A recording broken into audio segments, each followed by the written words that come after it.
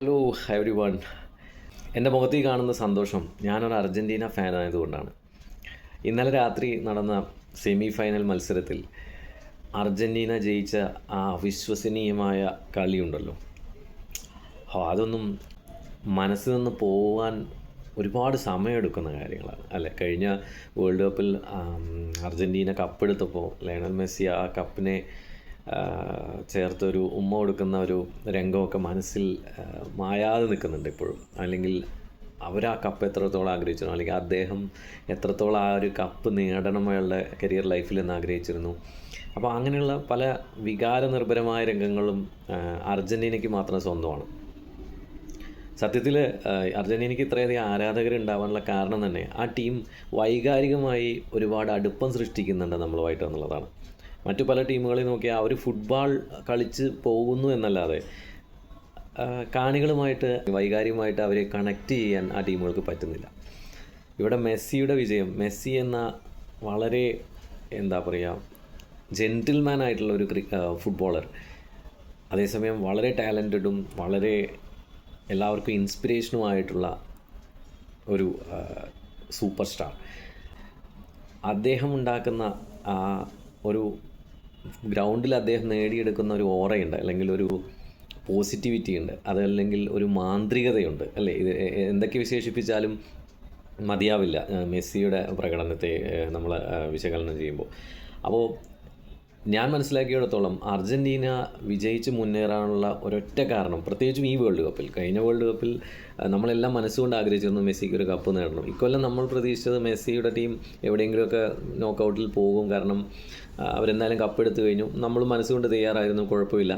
ഇപ്രാവശ്യം CR7 അല്ലെങ്കിൽ നെയ്മർക്കോ ഒക്കെ, അല്ലെങ്കിൽ ഹാളണ്ടിനോ എംബാപ്പയ്ക്കോ ഒക്കെ ഭാഗ്യം ഉണ്ടാവട്ടെ, അവരുടെ ടീമുകൾ കപ്പെടുക്കട്ടെ എന്ന് വിചാരിച്ചിരുന്നു. പക്ഷേ അർജൻറ്റീന കളിച്ച കളി കണ്ടാൽ, അറ്റ്ലീസ്റ്റ് അവർ നോക്കൗട്ടിലൂടെ കളിച്ച കളികൾ കണ്ടാൽ, പിന്നെ നിങ്ങൾ അർജൻറ്റീനയാണ് ഈ കപ്പെടുക്കാൻ ഏറ്റവും യോഗ്യരാണ് എന്ന് പറയേണ്ടി വരും.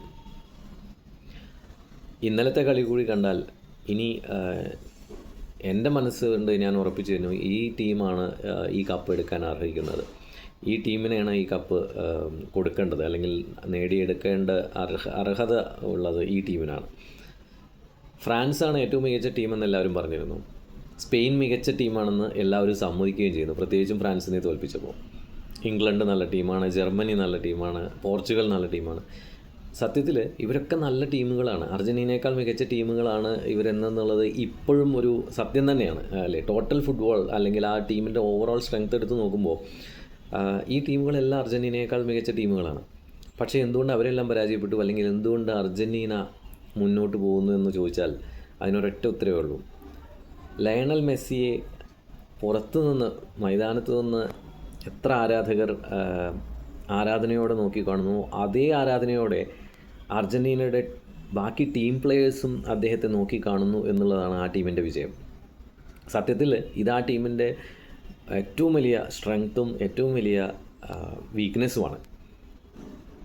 ആ ടീം, അർജൻറ്റീന ടീം, ഇപ്പോഴത്തെ ടീം ലയണൽ മെസ്സിയെ ചുറ്റിപ്പറ്റി മാത്രമുള്ളൊരു ടീമാണ്. ലയണൽ മെസ്സിക്ക് വേണ്ടി കളിക്കുന്ന ഒരു ടീമാണ് അവർ കളിക്കുന്നത് സ്വന്തം രാജ്യത്തിനോ അല്ലെങ്കിൽ മറ്റൊന്നിനും വേണ്ടിയല്ല, അല്ലെങ്കിൽ അവരുടെ ഓൺ എന്താ പറയുക ഗോൾസ് അച്ചീവ് ചെയ്യാൻ വേണ്ടിയൊന്നുമല്ല. അവർ ലയണൽ മെസ്സിക്ക് വേണ്ടിയാണ് കളിക്കുന്നത്, അവരുടെ ക്യാപ്റ്റന് വേണ്ടിയാണ് കളിക്കുന്നത്. അവരുടെ ക്യാപ്റ്റൻ എന്താഗ്രഹിക്കുന്നു, അല്ലെങ്കിൽ മെസ്സി എന്ന അവരുടെ സൂപ്പർ സ്റ്റാർ എന്താഗ്രഹിക്കുന്നു അത് നേടിയെടുക്കണം എന്ന് അദ്ദേഹത്തിൻ്റെ ചിന്തയോട് 100% യോജിച്ച് മുന്നേറുന്നൊരു ടീമാണ് അവർ. എത്ര കഷ്ടപ്പെട്ടായാലും ഇല്ലാത്ത കഴിവുകളും പരിമിതികളും എല്ലാം മറികടന്ന് അവർ മുന്നേറുന്നത് ഈ ഒരു ലക്ഷ്യത്തിനാണ്. മെസ്സി അത് ആഗ്രഹിക്കുന്നു, നമ്മളത് നേടിക്കൊടുത്തിരിക്കും, അതാണ് അവരുടെ ലൈൻ.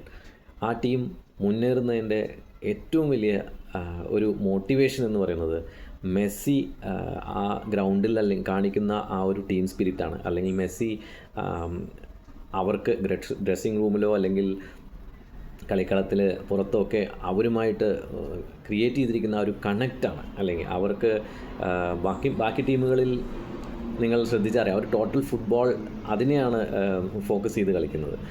എന്നാൽ അർജൻറ്റീന ഫോക്കസ് ചെയ്ത് കളിക്കുന്നത് മെസ്സിയുടെ മൂവ്മെൻറ്റിലൂടെയാണ്. മെസ്സി കളിക്കുന്നു, നമ്മൾ കൂടെ കട്ടയ്ക്ക് നിൽക്കുന്നു എന്നാണ് അവരുടെ ലൈൻ.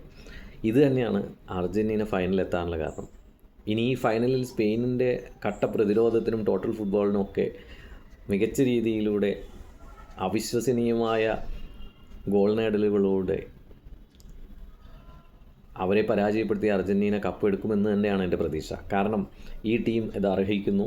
ഈ ടീമിന് മാത്രമേ ഈ ഒരു രീതിയിലുള്ള അവിശ്വസനീയമായ കുതിപ്പ് തുടരാനുള്ള യോഗ്യതയുള്ളൂ. അല്ലെങ്കിൽ അവരത് അർഹിക്കുന്നുണ്ട്, അല്ലെങ്കിൽ അവർ അത് നേടിയെടുക്കുക തന്നെ ചെയ്യും. നിങ്ങൾക്ക് എന്താണ് അഭിപ്രായം? കമൻറ്റ് സെക്ഷനിൽ അറിയിക്കുക. Thank you.